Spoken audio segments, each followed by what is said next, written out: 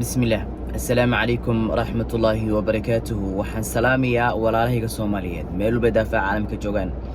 ان سلام كديب الحمد لله الله بما هذا وسوق انتهي انت كديب ان ولا له يو runtii arrin baa aad aan ula yaabay arrintaasoo ah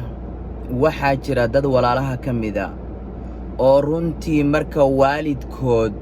uu noolaa biil u diri jiray joogta ah oo oran jiray hooyaday biila iga rabtaa aabbahay biil buu iga rabaa dayn iyo deeq waxaan ku keenaba waa u dirayaa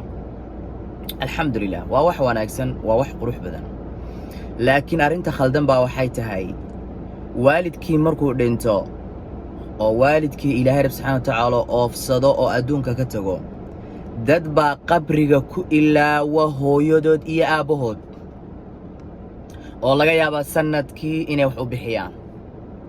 meeshay markuu noolaa bil walba joogto ugu dirayaan biilkooda oo biilkiisa ama biilkeeda bil walba joogto ugu dirayeen markuu dhinto ama ay dhimato waa la ilaawayaa waa arrinta aan fahmi waaye waxay tahay walaalkayo walaashayda sidaas samaynaysay sow ma ogid aabe ama hooyo adduunka markuu joogo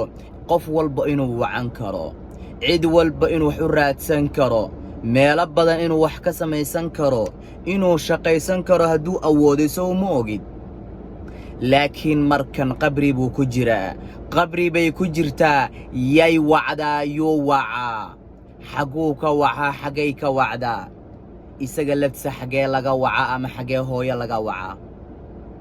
walaal hadday hooyo kuu baahan tahay aabba hadduu kuu baahan yahay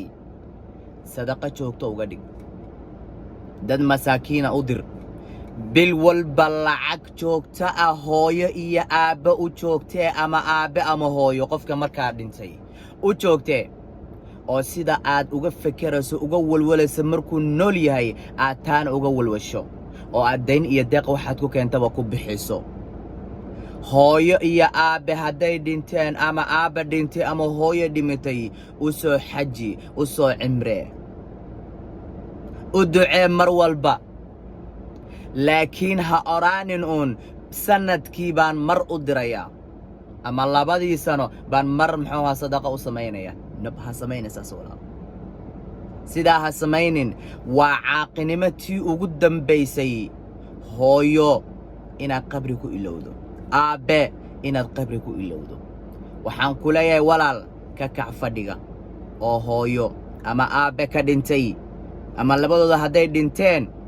sadaqadooda u joogtee sidaad markay noolaayeenba uga fakeraysay wallahu waliya tawfiiq. assalaamu calaykum waraxmatullahi wabarakaatu.